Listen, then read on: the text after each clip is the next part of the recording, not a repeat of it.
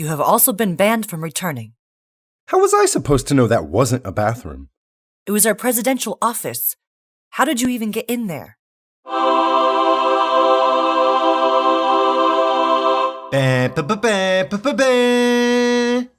Computer, let's get out of Dodge. Dodge was discontinued in 2050. Just max warp us out of here while I present to no one the next mission.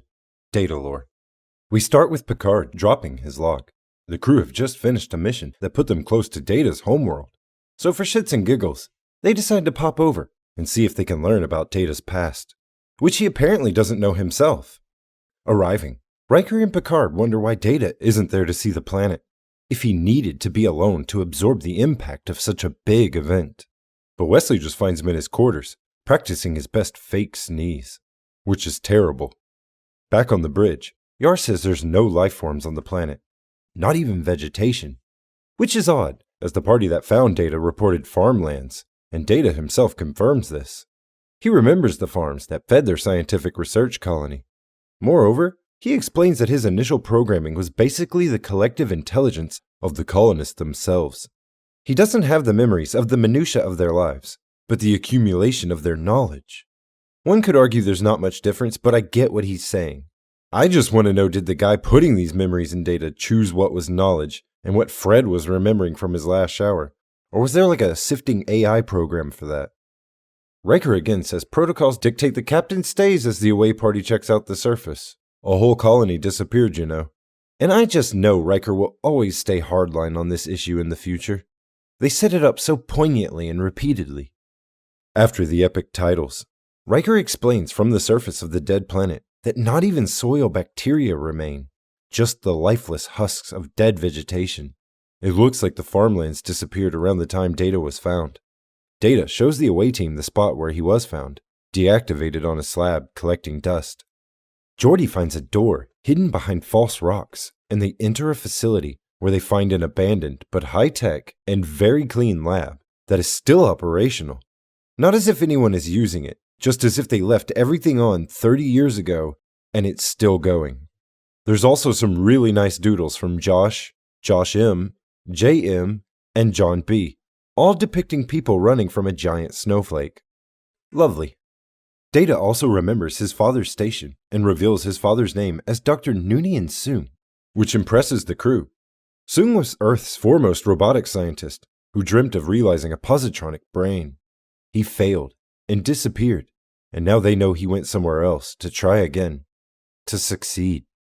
They discover more on Data's past through artifacts of his creation. They also discover enough bunks for the colony, but oddly no one made use of the bunker. Geordi finds a cold storage area, and opening it reveals another Data. It looks like someone chopped up a mannequin with a bad toupee and gave it some future metallic trim. But it's definitely another android. Data is beside himself. Literally. He's so happy to have a potential brother that he immediately starts suggesting assembling it. It means so much to him. So Riker says they'll take it back to the ship, and hold on. Can we not at least just take 5 minutes to think about the possible ramifications of bringing and activating another android with superhuman abilities on our ship with no guarantee of his altruism? Back on the ship, Beardy McBeardo assembles the android, and I can't put together shit from IKEA without the instructions. And even with the instructions, I probably still failed. They flash strobing LEDs at the rubber ends of obvious plaster parts with huge seams, and somehow, another perfect-looking Data is assembled. Spoiler. Data is called to the team meeting, where the topic is his brother. Picard points out the awkward nature of the discussion and calls it nonsense.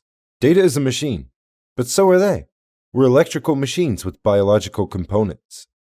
But don't give Picard too much credit for this insight, because right after, when Data reminds them that he can operate in the human form better than they can in some respects, Picard draws into himself and looks down in a slightly fearful disappointment.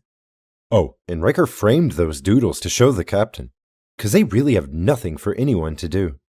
Crusher comes over Tannoy and calls for Data. They need to look inside Data to better understand how to assemble the brother. To put Data under, he shows Crusher his off switch, and that's valuable info.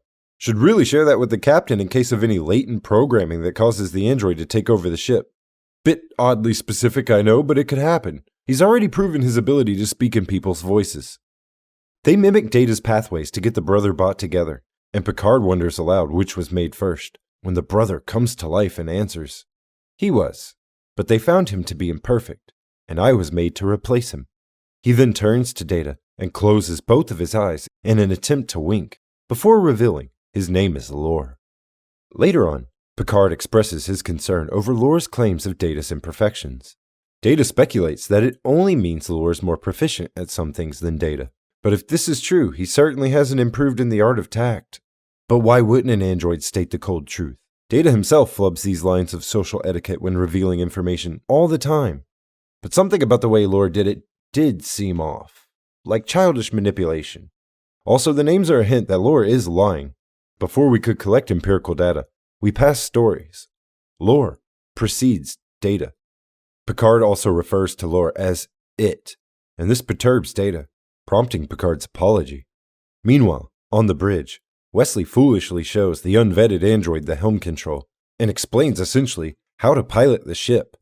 Riker sets a mental trap for Lore by floating the beginning of the Pythagorean theorem for Lore to finish, which he starts to before stopping himself. Data enters and points out Lore shouldn't be on the bridge.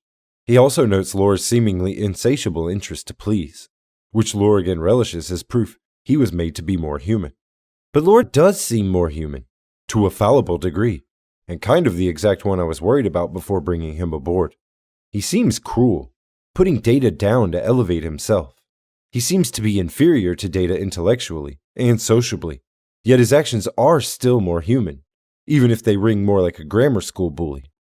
Data walks with Lore and tries to give him a few lessons, which Lore seems gratefully appreciative for, and receptive to. But like with Riker, Lore is just manipulating and lying. More human traits. Oh, and he rubs in his superiority one more time, which, for the first time, seems like it hits Data. Data goes to his quarters to look up info on Dr. Noonien Soong, who Lore laughs as often wrong Soong, which Data notices as well. Lore brushes it off as a joke, and then waxes that Soong was actually a genius, their beloved father. Lore asks if he can get a uniform, to which Data responds, "After 4 years at the Academy and your dues in Starfleet." Lore goes off. Data is starting to think like these limited beings. Why should they kowtow to these restrictive regulations that obviously shouldn't apply to beings vastly more intelligent and physically capable? In fact, why limit themselves to the memories of 100 dead colonists? Why not thousands?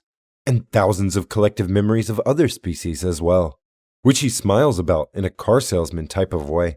He's obviously been doing some horrific things that might even explain Data's homeworld's death itself. And he obviously wants to softball pitch the idea to Data. But using knowledge as the bait seems odd to me. Knowing what millions of people had for breakfast last Thursday seems like a terrible way to gain information when we've seen Data basically download entire knowledge-base focused libraries into himself at this point. Lore tells Data they'll talk about all that later though, and Data asks if they'll also discuss who was really manufactured first. Oh. Lore admits he lied, but like a patho, just can't stop. I don't know if this character ever says anything that isn't half-truth or doublespeak. He says he was too perfect, and the colonists were just jealous of him. He spitefully tells that the colonists petitioned Soong to make Data as a more comfortable, less perfect android, which I read as, please make a robot that isn't a sociopathic asshole. Data is shook to know Lore lived with the colonists. Data only has a few early memories with Soong, and they're mostly just from testing his functions during manufacturing. Lore laughs that he can use contractions, and Data cannot. But that's dumb. Even if Data wasn't programmed with contractions, why wouldn't he obtain that info from the colonists' memories? Wasn't that the point of getting their masturbation memories? To get usable info as well? Also, this guy has a positronic brain that can learn. He went to the fucking Starfleet Academy and can't learn to say new words? Which he does all the time, by the way, when asking what one means. Lore jokes. He laughs. He seems to have at least mimicked emotions built in, if not real ones. But he seems angry and sadistic. He enjoys putting people down or watching them learn an uncomfortable truth, even if it's a lie. Data says he'll have to report this, which Lore bluffs as long understood. Lore then asks if he can learn about the ship on Data's console, and Data's just like, yeah, knock yourself out. Don't turn off life support or anything, and delete your browsing history. Also, make sure you give a full report of your time with the colonists to the captain, which Lore smiles at, saying, Of course, guy. Data leaves, and Lore smiles wickedly as the music stings and he downloads all the ship's info. I think. It's actually cycling the same screens, but they're hoping you don't notice for the speed of it. You are being hailed. On screen. What are you, and what do you want? I am Talarian, and I wish to engage in a bit of competition with you in your shuttle. Nope. When we return, Picard exposits that, with details from Lore and the children's drawings, they've simulated an image of a great crystalline entity which feeds on life. It's insatiably ravenous and capable of stripping entire planets of all life, down to the microbe, which is insane. We've found microbes at the bottom of the ocean, in Antarctic ice, and far below the surface of the Earth. But okay. The crew also speculate that if Lore or Data had been functioning, they would have been consumed, as if life itself was the food and not biomaterial. Okay, let's just move on. Yar and Worf need something to do, so they report Lore is moving around the ship and looking at different compounds. Data says he'll keep an eye on him. When he leaves to do so, Yar asks Picard how much he trusts Data now, and everyone looks at Picard, who says he trusts Data completely. When Data finds Lore, Lore is lacing a glass of bubbly.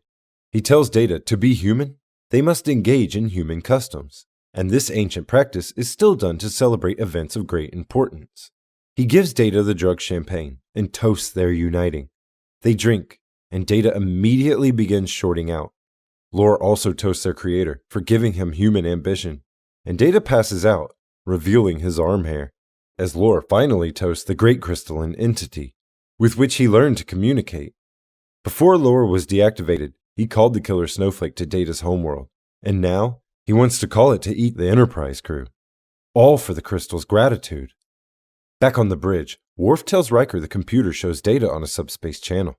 Riker tells Wesley to discreetly check it out. When Wes gets there, Lore had just finished sending his subspace email to the snowflake and poses as Data in Data's uniform. Data is unconscious on the floor in Lore's attire. Lore tells Wes that fake Lore attacked him, and he had to turn him off. That he discovered they were tracking him with sensors. Lore then has a spasm. It's a facial tic he's had the whole time, and he plays it off as just Data trying to imitate Lore's tic. Wes seemingly doesn't pick up on the obvious tell, and instead falls back on that fake Data didn't use a contraction.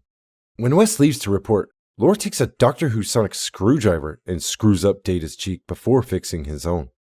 So much of this first season is 80s horror vibes, and it's great. Even the music is often chilling. Back on the bridge, Crusher is confused why Data would have just told Wes he could be turned off, after swearing her to secrecy earlier. When fake Data enters and she brings it up, he waves, "If I can't trust the bridge crew, whom can I?" Something's approaching the ship, overtaking them fast. Faster than they've seen, they say, because they already forgot Q. Riker recognizes the object as the crystalline Galactus, and Lore asks, "Isn't it beautiful?" Like a goddamn evil villain, which Wes finally catches. Picard asks fake Data to wake fake Lore for more info, and Wes tries to tell the captain that Data is Lore. Picard snaps to show respect, and Riker says Wesley's my subordinate. I'll go with him and Data and make sure the kid shows Data respect. Which I thought was Riker trying to trick Lore because he believed the kid, but really Lore just tells them to go away, and they do. No questions asked. But they do expect a report. Lore laughs at his brother wanting to be like the stupid humans, and kicks Data's head twice, ripping Data's fake skin. Back on the bridge, Riker is still fooled, but again, just like with the Traveler, the kid is trying to give them the answer. But Picard just wants to threaten him since he won't shut up. I don't know what's more annoying, the kid knowing everything, or them never listening to him. The crystal is trying to breach the shields, and Picard orders his ship armed, when fake Data rushes in saying, "Wait, I can talk to it." Fake Data hails the snowflake that also gets emails and says, "Back off, guy. These guys can blow you up." Fake Data then asks to go to a cargo bay to make and beam out near the crystal a large tree to fire torpedoes at as a power demonstration. This is legitimately his suggestion, and Picard says make it so. But Lore's confused by this crew familiar phrasing. Picard reaffirms, "Do it." and Lore leaves everyone as confused as he was. That catchphrase is trademarked by this point. How did he not know it? Wes again tries to speak, and Picard just interrupts. "Shut up, Wesley." Greatest line in the show so far. Picard tells Yar to get a team and check on Lore. But when we cut, it's Worf we see with a team scouring the deck. Worf opens a turbo lift, revealing Lore, who immediately closes the doors, trapping Worf in with him. Lore teases for Worf to show him his warrior face after slapping away Worf's phaser.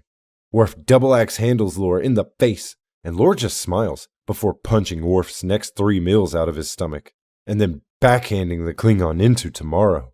This warrior's record is 0-2, by the way. Lost to a Napoleonic pig with a bayonet and an evil robot. Meanwhile, Wes takes his mom to Data, and Crusher turns Data back on. Wes recaps what Data missed, and Data says, "No worries. I got this." They find Lore in a cargo bay, talking to the crystal. His plan was to have the shields drop for the object transport to give the window of attack. But Data interrupts that it's sad Lore has made him wish to be an only child. Lore sees Wes and smiles at the thorn in his side, asking Wes if he's prepared for the death he's earned. Crusher pops out with a phaser, but Lore just takes it and threatens to zap the kid into a torch. Lore subconsciously reveals kindness seems to be the only human trait he doesn't have. He shoots Crusher in the arm, just to be a dick, and Data pounces.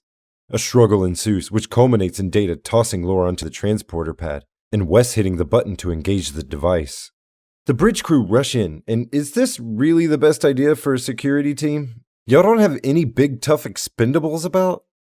Wesley brags that Lore is gone. Permanently. So if we ever see him again, that kid's a fucking liar. The crystal retreats. Wesley never says where he sent Lore, and everybody is back to normal, I guess. Warp away, roll credits. This episode is a microcosm for the first season. It's a good story, and I honestly love this episode, but there's so much dumb that has to happen just for the story to move forward. Real time. The 13th episode, Datalore, initially airing January 1988, marked a significant moment in the series, not only for its exploration of the character Data, but also for its contribution to ongoing and overarching themes of the show. The concept emerged from the desire to delve deeper into the character of Data, the android officer played by Brent Spiner. The writers wanted to explore his origins and introduce a storyline that would challenge Data's understanding of himself and his place in the universe. So the idea of a twin brother for Data, who embodied the darker aspects of artificial intelligence, was conceived to create a compelling narrative conflict. The teleplay was penned by Robert Lewin, with the story credited to him and Maurice Hurley. However, the final version of the script underwent significant revisions, with Gene Roddenberry, Brent Spiner, and other members of the production team providing input to refine the story and dialogue, with the final script deftly balancing exposition about Data's backstory with engaging character interactions and moral dilemmas typical of Star Trek storytelling. Brent Spiner had the challenging task of portraying both Data and Lore, and his ability to differentiate the two characters in performance was absolutely crucial to the episode's success. The rest of the main cast brought their usual professionalism to their roles, but it's painfully obvious how there's nothing written for most of them to do. Datalore featured several key set pieces in the barren planet and the laboratory where Data and Lore were assembled. The crystalline entity also had to be realized visually, so, as always, the production team worked diligently to bring these elements to life within the now familiar constraints of the show's meager budget and rushed schedule, with the scenes involving the crystalline entity achieved through a combination of practical effects and early CGI technology, showcasing the advancements in television production during the late 1980s. Just note, it actually looked way worse back then than what we just saw because they redid the CG effects for the Blu-ray release. The pacing of the episode was well controlled to ensure that the audience remained engaged, with moments of quiet introspection juxtaposed with suspenseful sequences highlighted by music that should have been in a late 80s horror movie. Composer Ron Jones provided the score, infusing the episode with a mix of orchestral motifs and electronic elements that helped to enhance the emotional impact of pivotal scenes while underscoring the tension and drama of others. Datalore received generally positive reviews from both critics and fans, who praised its exploration of themes related to artificial intelligence, identity, and morality. Brent Spiner's dual performance was particularly lauded for its depth and complexity. The episode's impact on the narrative of the next generation was significant, setting the stage for future storylines that would further explore Data's quest for humanity and the ethical implications of creating sentient beings, and remains a fan favorite, often cited as one of the standout episodes of the first season. The episode's exploration of themes related to artificial intelligence and the nature of consciousness continues to resonate with contemporary audiences, reflecting ongoing debates about the role of technology in society, and it stands as a testament to the creativity and talent of the production team, who succeeded in crafting a thought-provoking and entertaining episode that continues to captivate audiences decades after its initial airing. Dude, leave me alone. You come to our space and rudely discontinue our communications as I am requesting a simple race around our star? You know what? You're right. Let's race. Ready? Steady? Go! Fuck yourself. Oh shit.